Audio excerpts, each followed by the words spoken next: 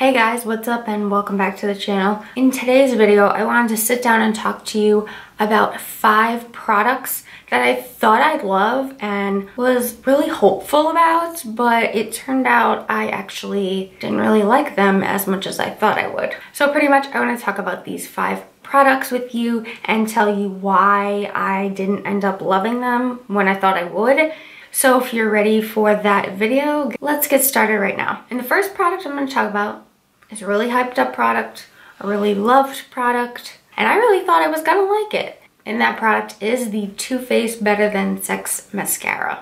Now, when people describe this mascara and talk about it in their videos, or you read the description online, for me, it has all the aspects of a mascara that I would normally love. This mascara is talked about as a very voluminous mascara and a mascara that has a formula that is a bit more dry in texture than say like a really wet mascara.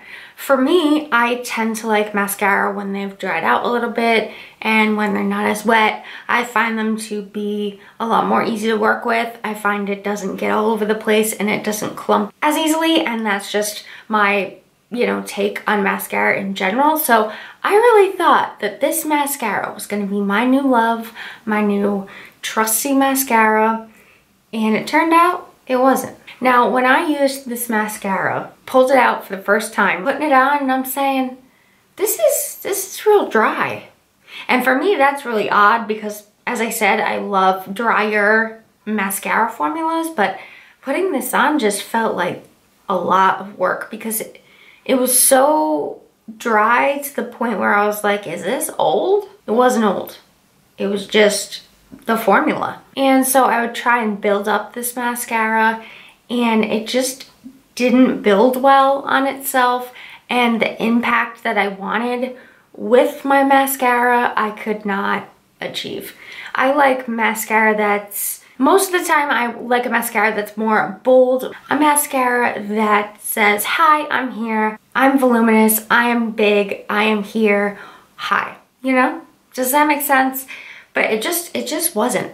You know, it just was, it made them black, but it wasn't super voluminous like I tend to like. So that aspect I didn't like about it. And then the last thing that bothered me about this mascara was I would wear it, 5-6 plus hours like I would any other mascara, and it flaked. The little pieces of mascara throughout the day just fell down my face. It was all on my cheek, my under eye, and it just, I guess it was just because it was like a drier formula, so it just kind of like flaked off my lashes, or maybe I built it up too much or something like that. All in all, I was not happy. Now the next product is another hyped up product.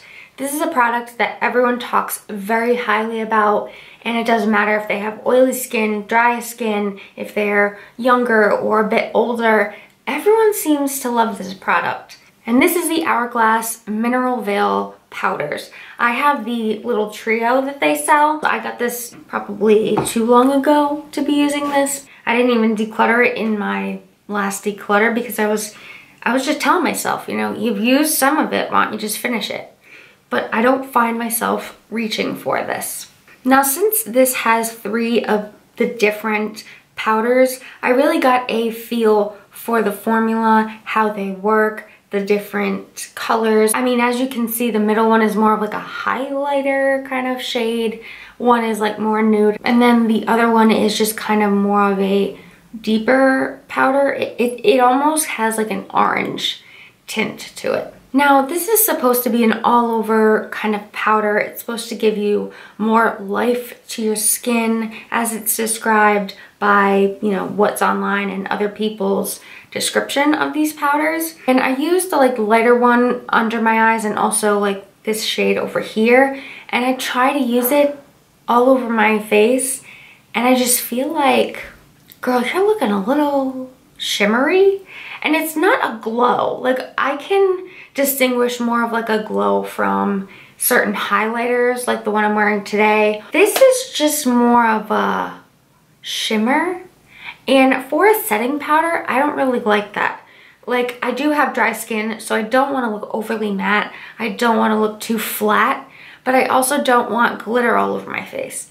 That's just not what I want in my face powder. And these, all three of them, have that. So overall, when I set my face, I don't want to use any of these powders really. I've been trying to. And then the middle shade I do like under my eyes to like, you know, brighten them. But I don't like the way it looks. And on camera, you can't tell that it's shimmery, but in person, it is. And then the deepest powder in this palette for me, I use when I'm very fair as a bronzer, like an all over bronze kind of color where I would normally bronze, but it's a little bit orange for that. I try and use it because I don't want to waste it because these are very pricey products, but I wouldn't recommend it and I wouldn't repurchase. I'm just trying to use up that little palette, but I really don't like them. I really don't. The next product is a bronzer, and this is a bronzer that's been out for a very long time. Like when I first started watching YouTube, this was the bronzer that everyone was recommending. You know, it's still talked about today, I feel like, but not as much as it used to be. And that is the Benefit Hoola bronzer. So like I said, this has been a hyped bronzer for years upon years upon years. It definitely hasn't lost its touch with makeup lovers. Or when I first got the bronzer, I have to say that I wasn't a bronzer person. It wasn't something that I did a lot of the time when I did my makeup, but that was when I was more into a really bold blush, you know, so I didn't necessarily want to layer bronzer, blush, and highlight. I go over the top now, and back then I didn't. So maybe that was part of it, but I just didn't like how it looked on me. I feel like when I blended it on my skin, no matter how much blending I did and how much I tapped off the brush and tried to build it, it just looked muddy. So I don't know if it's the tone of this bronzer or the fact that it's too matte, because it is a matte bronzer. And I find more satin bronzers look better on me sometimes, or most times, if I'm being totally honest with myself. So maybe it's the fact that it's, you know, I can't get it to blend out on my skin no matter what I do, or the fact that it's, you know, more of a matte type of look and I don't really go for that. So for me, it goes on to patchy, to muddy, and I feel like maybe the tone isn't right for me, and also the fact that it's a matte bronzer, which that part is, you know, my fault. It's not the bronzer's fault. And, you know, maybe the muddy part, the not blending out easily enough for me is also my fault. But for those reasons, I just don't really prefer that bronzer and I have decluttered it. So next up, I want to talk about a product that I had been lusting over for the longest time. I would just almost drool. I'm gonna take it there. I almost drooled over them. And it is also a product that comes from a brand that I really love, and that would be Becca Cosmetics. So when I heard people talking about their luminous flush blushes, I just about died every time I saw them. And people would talk so highly about them. Oh, they're so luminous. Oh, they're so beautiful. They're so pigmented. They weren't wrong, but I'm gonna tell you why I don't love them as much as I thought. Now, I did end up picking these up off of Look, which is a discount flash sale website. So I did get both of these blushes for half off. So, I mean, that makes up for it a little bit. So I have the Becca blush in Tigerlily. So it's more of a orangish coral, which I was lusting over the most out of all the blushes that they have. And since they were half off, I bought two to equal the price of one. Yep, that's just the way my mind works. And then this color is called Snapdragon, which is like a coral, but it has more pink. And I absolutely love the shades of blushes I got. Those are the shades that I wear most often. So the colors don't bother me. You know, the packaging doesn't bother me. These blushes, for me, are too pigmented. Now, I know everyone's always like, why isn't anything this pigmented? These, you really can't say that about them. They are so pigmented.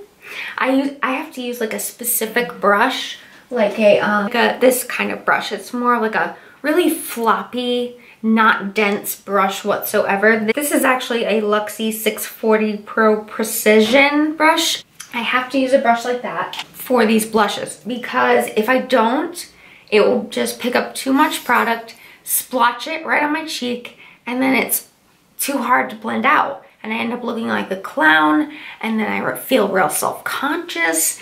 So because these blushes are just so dang finicky, I don't reach for them as much as I thought I would. It makes me sad because they really are beautiful. They're luminous, but they're more finicky to work with. So if I have to get out the door, I'm not gonna pick these up. So a lot of the time, I kind of forget that I have them in my collection. So I didn't really fall in love with them like I thought I would. Then the last product is one that I have tried most recently, but I ended up picking up a Smashbox waterproof concealer. The story goes, I actually wanted the eyeshadow primer, but I ended up ordering the concealer. So I was like, you know what, it's waterproof, I'm gonna try it. I have very watery eyes sometimes. So this might be like a perfect accident, you know? Does that ever happen to you? You get something and you're like, I'll try it even though it's not really what I wanted.